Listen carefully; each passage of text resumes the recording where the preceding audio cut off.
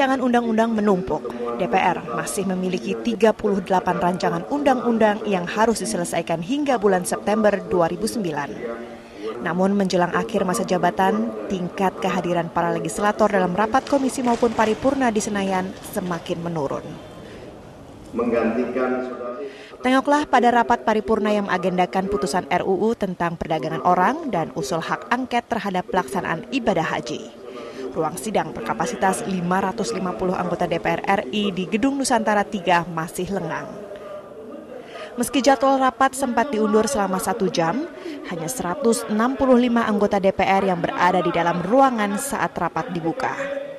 Artinya, rapat paripurna kali ini dibuka dengan jumlah peserta yang tidak mencapai quorum.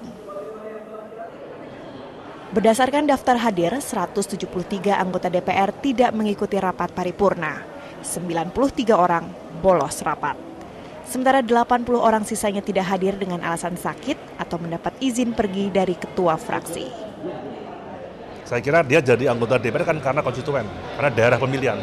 Itu yang lebih diutamakan, tapi juga tidak boleh meninggalkan tugas-tugas DPR. Tidak hanya pada rapat paripurna, di rapat komisi kondisi serupa pun terjadi. Bahkan ada anggota dewan yang titip absen. Dalam daftar hadir terlihat tanda tangan sejumlah anggota DPR dari fraksi Golkar. Namun, di kursi fraksi Golkar hanya ada satu anggotanya berada di ruangan, yakni Marzuki Darusman. Beberapa fraksi di antaranya fraksi P3, fraksi Damai Sejahtera, dan fraksi Bintang Reformasi tidak menghadirkan satupun anggotanya di ruang sidang. Anggota DPR dari PDIP juga hanya beberapa orang saja yang hadir. Kewajiban anggota DPR menghadiri rapat diatur dalam Kode Etik DPR. Pasal 6 menyebutkan bahwa anggota DPR harus mengutamakan tugasnya menghadiri secara fisik setiap rapat yang menjadi tugasnya.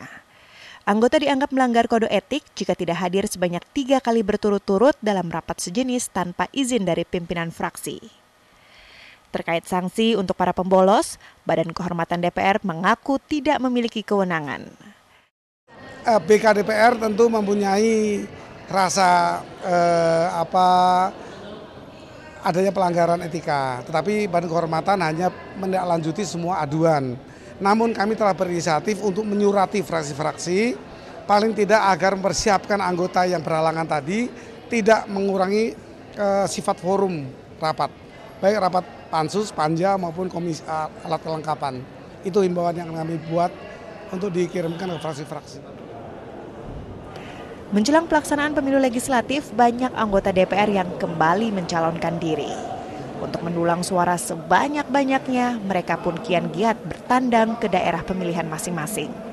Akibatnya, jumlah legislator yang bolos semakin banyak. Misalnya dengan undang-undang KY ya, yang berulang-ulang itu nggak quorum terus, ini saya juga sedikit pesimis, juga sedih gitu karena kemudian ini para anggota DPR teman-teman saya ini kok malah mendahulukan dapil untuk kampanye daripada menyelesaikan tugas pokoknya di DPR. Nah itu bagi saya itu adalah black campaign juga di mata publik gitu loh. Bolos dalam rapat tentu bukanlah perilaku terpuji. Perilaku itu tidak sebanding dengan berbagai fasilitas yang selama ini mereka peroleh.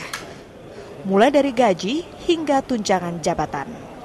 Jika menunaikan kewajiban saja tidak mampu, dapat dibayangkan kualitas undang-undang yang dihasilkan oleh anggota dewan.